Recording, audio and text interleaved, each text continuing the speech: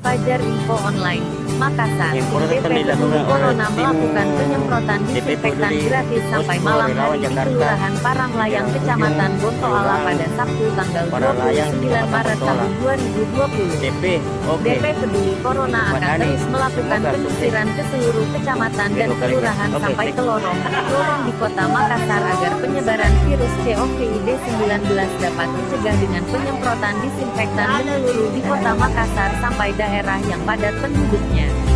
Hal ini penting dilakukan demi kenyamanan dan kepedulian pemerintah kota Makassar demi warganya yang sangat membutuhkan perhatian.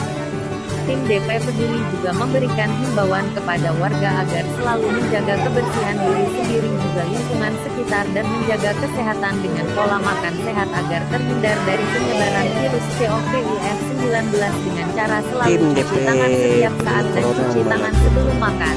Bila keluar rumah harus menggunakan masker dan juga berdoa kepada Allah Subhanahu wa Ta'ala agar terhindar dari virus COVID-19 dan selalu Kecamatan bersyukur Bontoala, Kota semoga wabah Makassar. ini segera berakhir dengan izin Allah, amin.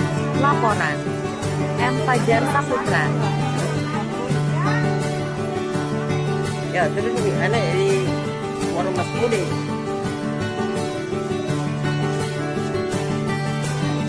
Ya, sudah Mi.